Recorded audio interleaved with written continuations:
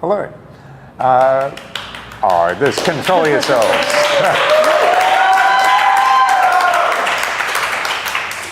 I love you guys. Thank you for the warm start.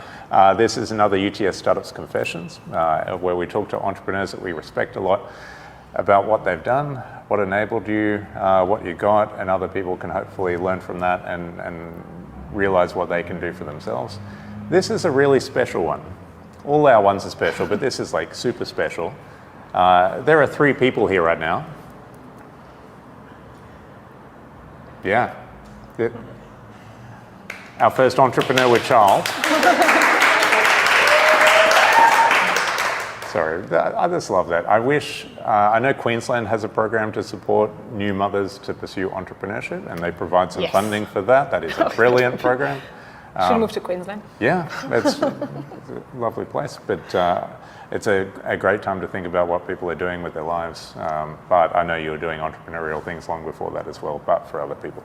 So, thank you for joining us. Thank you. In 10 seconds, what is Scoutly? So at Scoutly, we connect content creators with locations for photo shoots and advertisement. Okay, so people that are filming video or?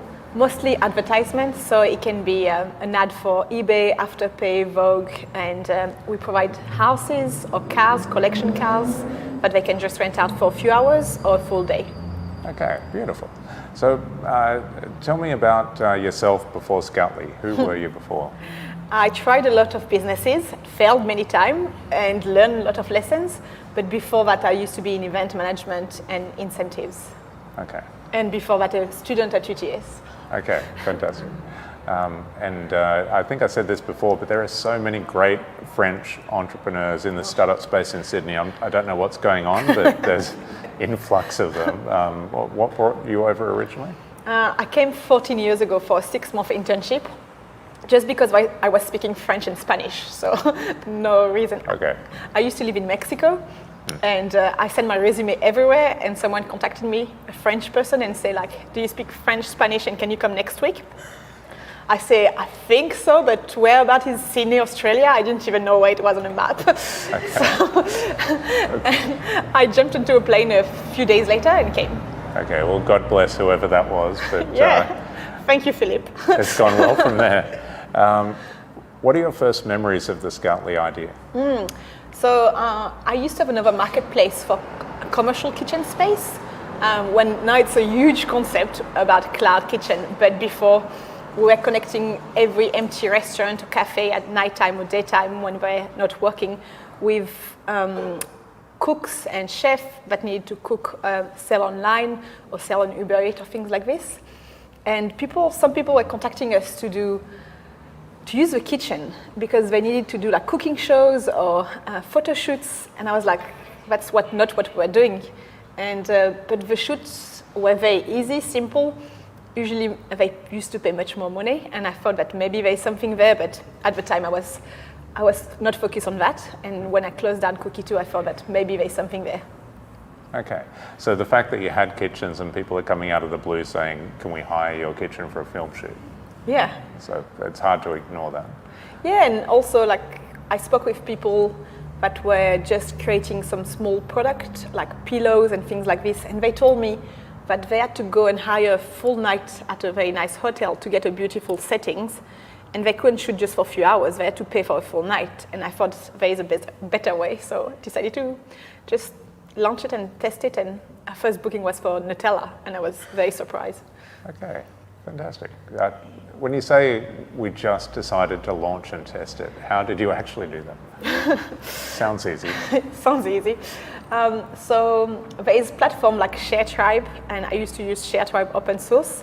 Thanks to a very good friend of mine, was happy to just put it live for me, because you can use the version that you have to pay for it, but there is also an open source version of it where you can get a developer to put it live for you, but after, as a non-technical founder, you can change most of it by yourself or pay a developer to just help you with some of the features.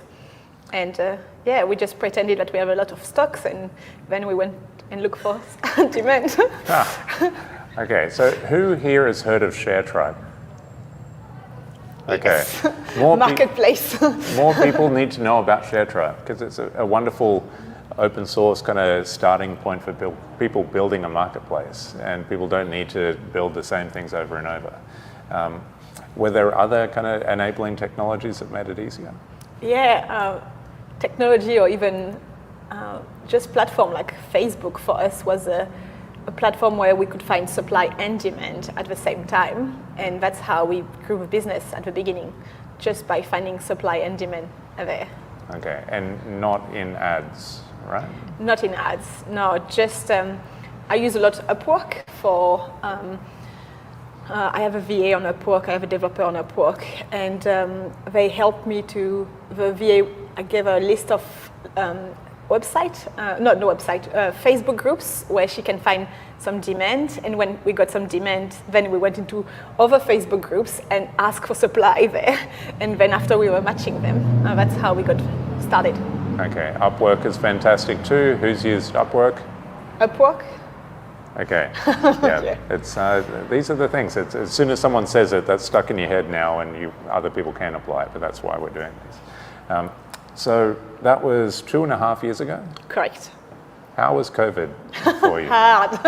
Try to share location with people when you cannot even go to someone's place, or when you restricted to one area. So sometimes we book a shoot in Melbourne, then they wanted to lock down. Then we book a shoot in Sydney, then we were able to shoot here. Sometimes we book a shoot here, and we went into lockdown. So we had to, it was a lot of fun.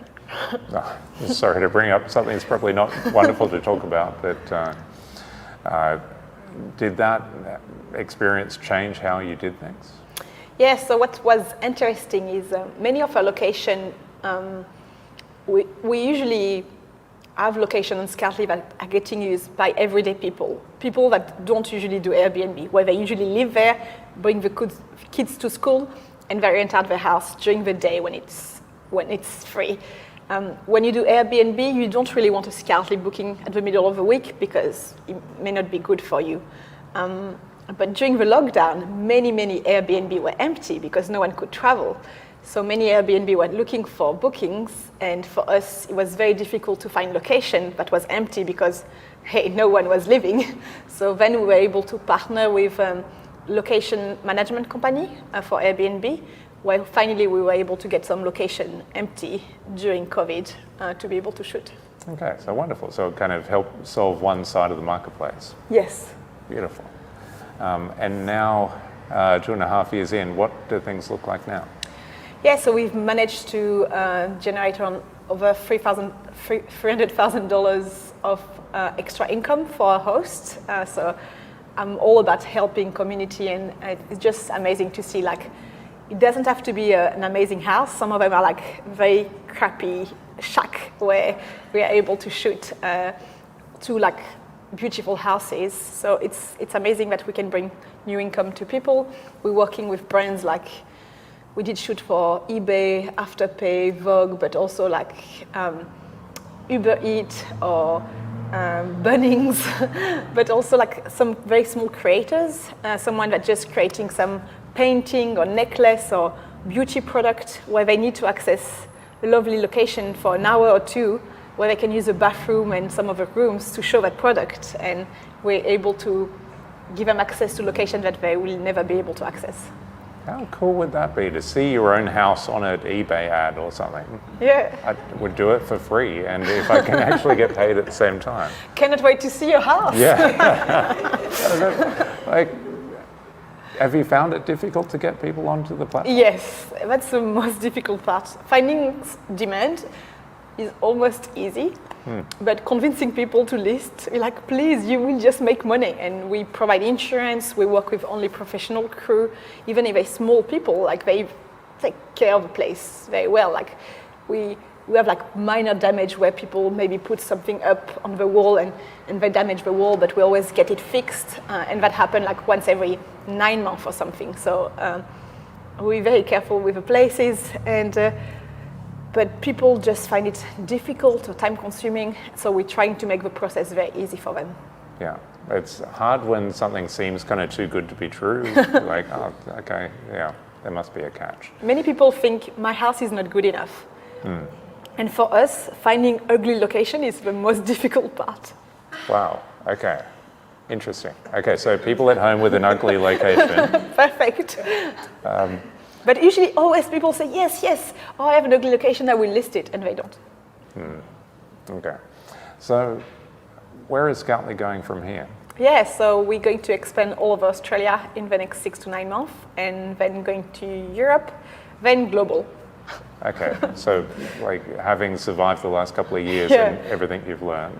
We can just, no, we're good to go. Okay. I think if we managed to survive the last 2 years, I think anything can happen. We're ready. Okay. On that topic, 2 last questions. How has the last 2.5 years of Scoutly and your other entrepreneurial pursuits changed you as a person? I think it makes you more humble, but also like really make you think about like why you do it, because you have to really think about like every day, like is it worth it? Like is it worth fighting COVID? Is it worth fighting the rain? Is it worth fighting the fire? And you have to think about like your why and your long-term vision, but also like the number of connections that we can create and the number of amazing people like we like meet in the community, and it's like a family. I think like you create a new family for yourself, and it's good that when you can finally see them again and catch up and help each other. There's nothing like a bunch of entrepreneurs that kind of instantly understand each other and like, oh, okay, yeah. I get it. Yeah, it's hard. Yeah, but it's a nice support network. You don't get that around family and friends that aren't going through the same experience. They don't understand what you're doing. They just don't get it. They're like, why you just don't get a job? Yeah, why are you looking at your phone all the time? Why is that graph something that made you want to go home straight away? Yeah. If you could go back 2.5 years and give yourself any advice, what would it be? Good luck. No, I think just still continue to just believe in your long-term vision, and just don't give up, and don't listen to everyone who say like it's not possible or that you won't be able to do it, because small step at a time, like it's possible. And don't compare yourself so much, because it's hard when you just look at others that just got so much investment and they had nothing, and you feel like you have a business that's working. That's very hard. But just like don't compare yourself, because you don't know their story, no one knows your story, and I think it's the best that you can do. Just focus on yourself and focus on your business and on your customers. Okay, and that's so true. Like I've seen what you've built over the last couple of years. It's incredible, and to build it with the kind of small amount of resources that you had into what it is today is ridiculous through everything you've been through. And I have an amazing co-founder now, so that was also like what also changed a lot the business is like last year, thanks to LinkedIn. Also, people don't understand the power of LinkedIn, but I got 100 people contacting me for being my co-founder, and I found him thanks to that. Tell me more about that. So was that a co-founder ad? No, it was just, I was doing Antler program. Out of 80 people, I didn't find a match. So I was a bit annoyed.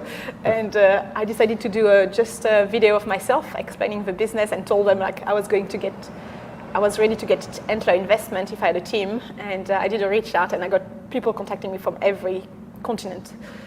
And I got my co-founder, and we've been 1 year together now. It's perfect. Okay. Watch the end of this video. Don't drop off to go and make a video. Do it after this. A couple of things I'll just say. Firstly, your son or daughter that's on the way? Son, who is going to be watching this one day, in a fancy location, like, you know, beautiful house that you don't rent out anymore, but has been enabled by this wonderful startup. This is your hardworking mother. This is someone to be incredibly proud of, and you'll probably turn out incredible as a result as well. And I'll just finish up by saying, if you like this location for filming, just head to Scoutly. I'm sure we can figure out a way to put it on there. Perfect. Yeah. It's recorded, careful. Yep, there we go. And just a round of applause, please, for Carolyn. Thank you. Thank you. I'll also say really quickly, we're going to go into private Q&A, but if you're watching this, join us every Friday at 3:30 and you can join the private Q&A as well. Okay, sorry for leaving that out. Thank you very much again.